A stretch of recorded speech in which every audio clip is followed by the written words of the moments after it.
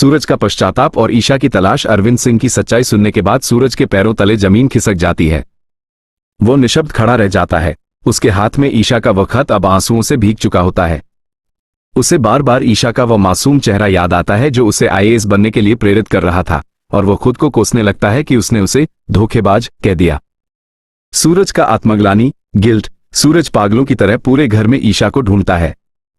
वो उसके कमरे में जाता है जहां उसकी खुशबू अभी भी बाकी थी। ईशा की खाली अलमारी और उसका सूना बिस्तर सूरज को चीख चीख कर उसकी गलती का एहसास कराते हैं। सूरज चिल्लाकर कहता है, ईशा जी, मैंने यह क्या कर दिया? अपनी पिता की सच्चाई जानने से पहले ही मैंने आपको अपनी जिंदगी से निकाल दिया। अरविंद सिंह अपने बेटे के पास आते हैं और उसके कंधे पर हाथ रखते हैं। सूरज रोते हुए उनसे कहता है, बाबूजी, आपने मुझे सुधारने के लिए इतना बड़ा झूठ बोला, लेकिन उस झूठ की बलि ईशा जी चढ़ गई। उन्होंने तो सिर्फ आपका साथ दिया था और मैंने उन्हें बिंदिया जैसा समझ लिया। तलाश की शुरुआत। सूरज अपनी बाइक उठाता है और शहर के कोने कोने में ईशा को ढूंढने निकल पड़ता है।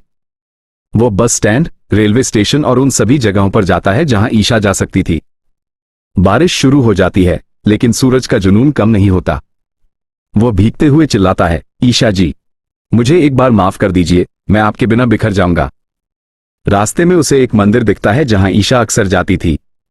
सूरज वहां पहुंचता है और भगवान के सामने घुटनों के बल बैठ जाता है। वो वही इंसान है जो कभी किस्मत और खुदा पर भरोसा नहीं करता था, लेकिन आज वो अपनी पत्नी के लिए हाथ फैलाकर खड़ा है। एक नई उम्मीद। तभी सूरज की नजर एक बूढ़ी औरत पर पड़ती है जो मंदिर की सीढ़ियों पर बैठी होती है। वो सूरज को बताती है कि एक लड़की अभी थोड़ी देर पहले यहां रो रही थी और उसने पास के ही एक महिला आश्रम का रास्ता पूछा था। सूरज की आंखों में उम्मीद की चमक आ जाती है। वो बिना वक्त बर्बाद किए आश्रम की ओर दौड़ता है। क्या ईशा माफ करेगी? आश्रम पहुंचकर सूरज ईशा को देख लेता है।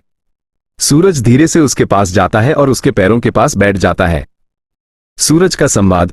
ईशा जी, मैंने आपके किरदार पर शक किया। आपकी तुलना उस औरत से की जिसने मेरा घर तोड़ा। मैं सजा का हकदार हूं, लेकिन प्लीज मुझे छोड़कर मत जाइए। बाबूजी ने सब सच बता दिया है। मैं आईएएस बनूंगा ईशा जी, आपके लिए और बाबूजी के लिए। बस आप घर वापस चलिए। ईशा की आंखों से आंसू बहने लगते हैं, लेकिन वो कुछ नहीं बोलती। क्या ईशा इतनी बड़ी बेइज्जती को भुलाकर सूरज को माफ कर पाएगी? क्या सूरज वाकई एक गुंडागर्दी वाली जिंदगी छोड़कर आईएएस की किताबों को फिर से हाथ लगाएगा? अगले भाग में हम देखेंगे, क्या अरविंद सिंह खुद आश्रम आकर ईशा से माफी मांगेंगे, और क्या ईशा की वापसी के बाद बिंदिया फिर से कोई नई चाल चलेगी? आपको क्या लगता है दोस्तों, क्या ईशा को इतनी जल्दी माफ कर देना चाहिए? अपनी राय हमें कमेंट में बताएं। क्या आप चाहते हैं कि मैं अब बिंदिया की नई साजिश या सूरज की पढ़ाई की शुरुआत पर अगला सीन लिखूं? दोस्तों, आप भी कभी ऐसा काम ना करना जिससे आपके माता पिता का सिर नीचे हो। अगर आपको ये कहानी अच्छी लगी हो तो इसे लाइक और सब्सक्राइब करें, ताकि हर रोज ऐसी धमाकेदार कहानियां आप तक रोजाना पहुंचती रहें। धन्यवाद ऑल फ्रेंड्स।